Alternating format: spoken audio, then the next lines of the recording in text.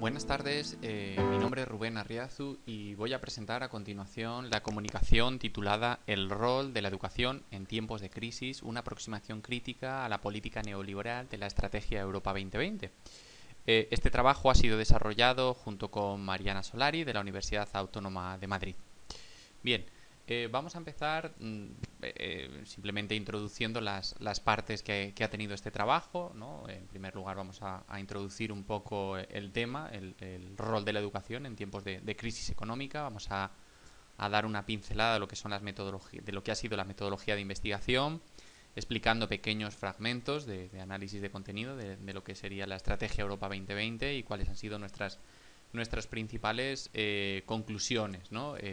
Obviamente en esta pequeña presentación de 10 minutos simplemente nos va a dar tiempo a mostrar como pequeñas pinceladas y luego posteriormente, si así lo desean, podremos establecer un pequeño debate. Bien, me gustaría comenzar simplemente explicando qué papel juega actualmente la educación en un momento de crisis económica como el actual, ¿no?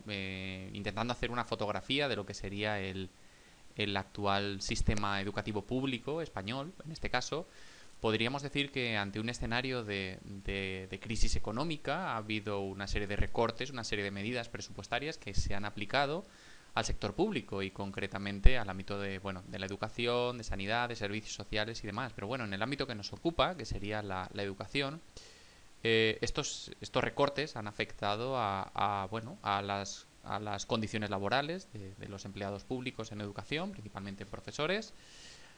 También en alumnos se han producido una subida de tasas académicas, especialmente en el ámbito de la educación superior, y ello ha generado un cierto deterioro de la calidad de la educación pública, ¿no? Si me apuran, cabría incluso decir que este deterioro de la calidad pública ha hecho incentivar el sector privado de la educación, ¿no? Bien, ante esta situación de crisis, la Comisión Europea, el Consejo Europeo, se definen las líneas estratégicas de lo que sería la salida de la crisis, ¿no?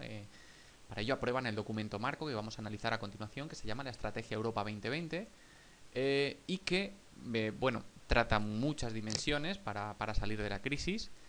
Nosotros vamos a hacer especial hincapié en lo que sería el rol que cumple la educación, ¿no? Entendemos, y vamos anticipándonos un poco a lo que serían los resultados, ¿no? que desde la perspectiva que se plantea la educación en la Estrategia Europa 2020, en este documento aprobado por la Comisión Europea, cumple dos funciones, una de carácter instrumental y otra de carácter ideológico, dando una serie de pinceladas, porque posteriormente lo vamos a poder ver con más detalle.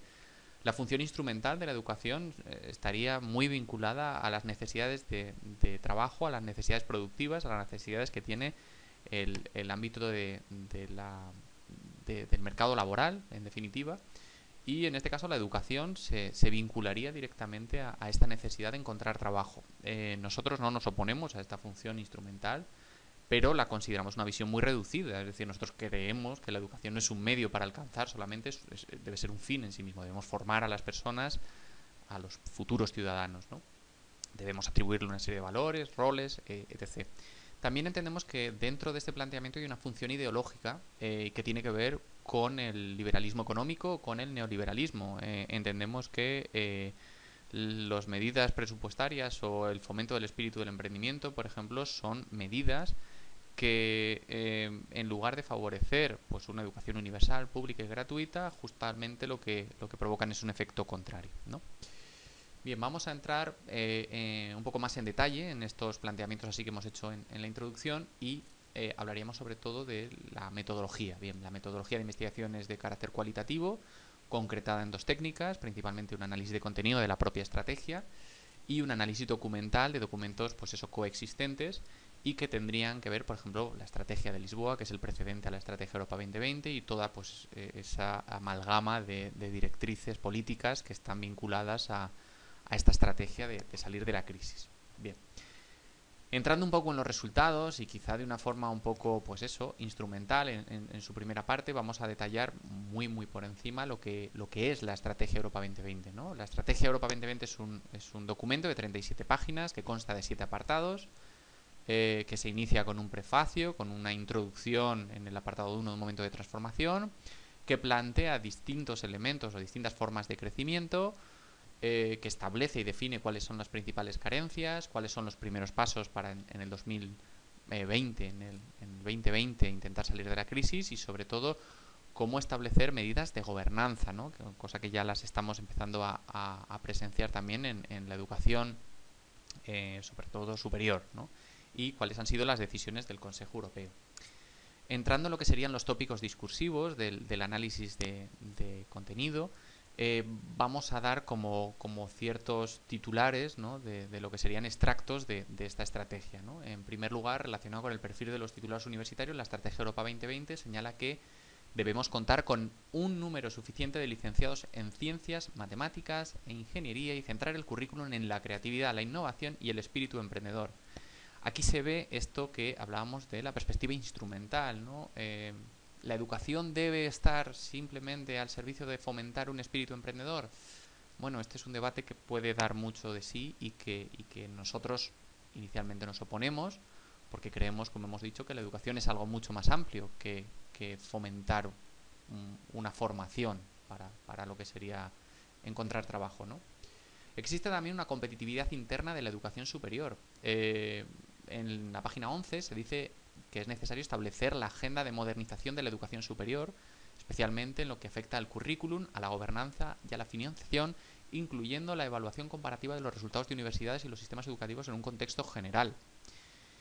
La gobernanza a día de hoy se está viviendo como una transferencia de poder hacia instituciones externas. Jamás creo que nadie se opondría a la idea de homogeneización europea, incluso en el currículum, pero lo que sí que creemos es que las evaluaciones deben partir de las particularidades de cada uno de los contextos.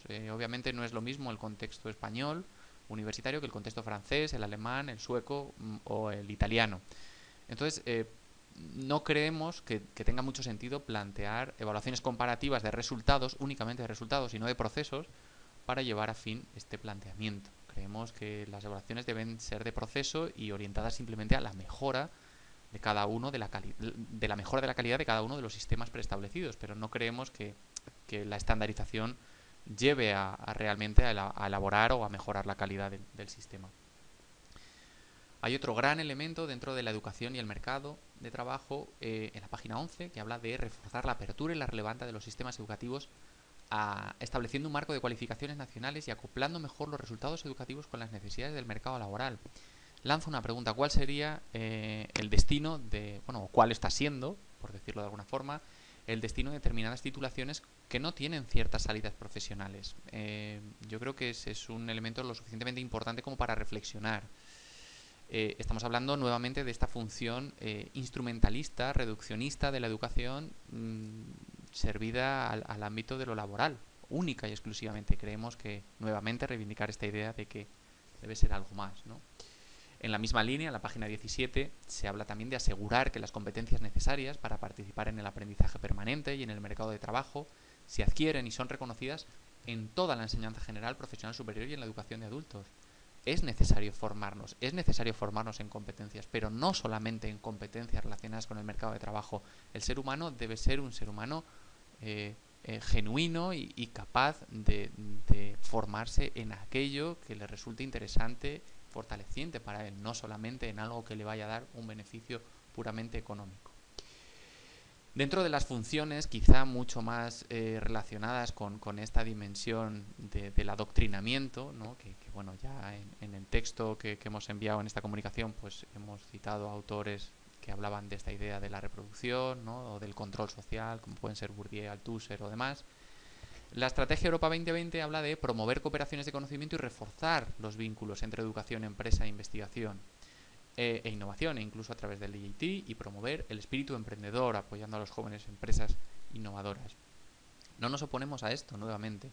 Creemos que hay que intentar emprender, pero no podemos convertirlo en el núcleo central de cualquier planteamiento para salir de la crisis. Entre otras cosas, porque las estadísticas están ahí y se nos dice claramente que la salida de la crisis para los emprendedores es algo negativo. Es decir, 7 de cada 10 empresas fracasan en los 3 primeros años con el espíritu emprendedor.